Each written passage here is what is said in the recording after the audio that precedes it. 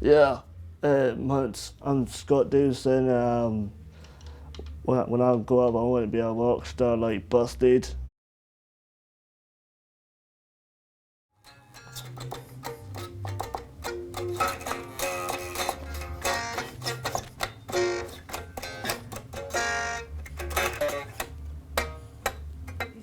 Completely disinhibited socially, and he'll speak to anybody, and then other times he just closes right down and he won't have eye contact with anybody, and he finds it really hard to express himself. I'm a good singer. I've been singing since I was 13, and I've been doing lots of filmmaking and animation and drawings of myself with the zombies and all that.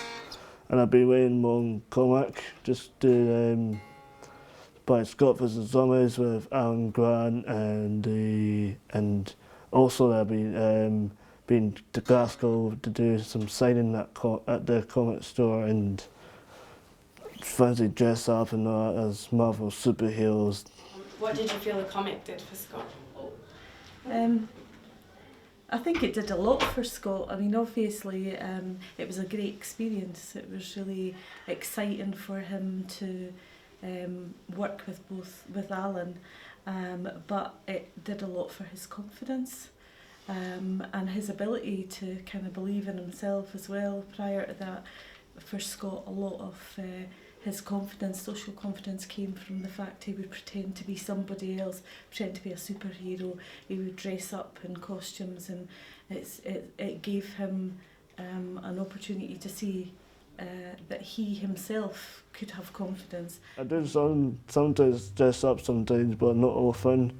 Sometimes I actually focus what I'm doing and just able to just like be myself sometimes, pretend I'm not actually somebody else and actually myself at that time, and then sometimes I just don't act like other characters from the movies and all that, because it actually does scare some people and that, but sometimes I don't mean to try and scare them, because they don't know it's actually me, actual inside behind the mask or behind the suit or something. Do you know if your mum liked being a character? Yeah, she was the character, because she's the one who get bitten by a zombie for the first time, We tried to get away from the zombies when suddenly one of them was behind her and she chucked her phone at the zombie, and the other one came out of nowhere and grabbed my mum's arm and then bit her, and then I was upset to lose my mum with the zombies and all that, because I was going to try and sacrifice myself, but my mum says never go on the train tracks. The train was coming towards me, but I made it outside, and the zombies were too stupid and too slow. They got hit by the train, and I have to climb up the Castle Rock and get to this cave or something, or whatever, and then face this like shaman guy. Ask him, why you do this? Why you hurting innocent people who haven't done anything to you? And he tells me this born story. I was like, you know what? I don't care about your story, what happened to you and all that. So we just start to fight and all that. And I like jumped on his shoulder and started punching him in the head, and he chucked me over on the ground. It actually hurt. I was like, hey, I'm pixel on your own side. So I just looked at the sword. I had that cheesy grin, and I was like, he's about to use his powers on me. So I just did a front call, and then got the sword and just shine it at him and just like that, and then actually bounced it back to him, and he got vaporized, and suddenly everybody got back. I looked outside and everyone got back to normal. I was like, yeah, I did it. How did I feel about being a character in the comic?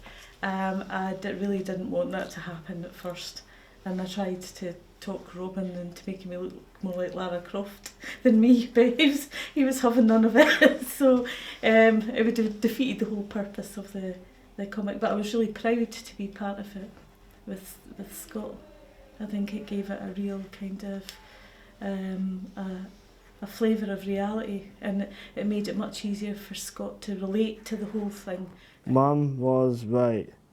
I don't need superpowers or a costume or anything else as long as I believe in myself.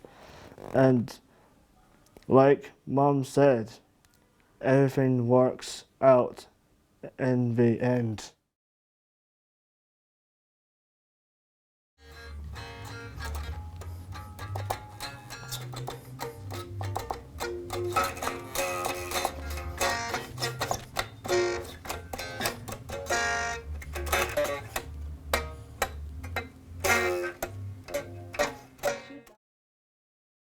It's about me and my comic and all that, and I've been getting asked questions about how I was doing and all that, and phone me back when I get home, alright? Because right now I'm busy.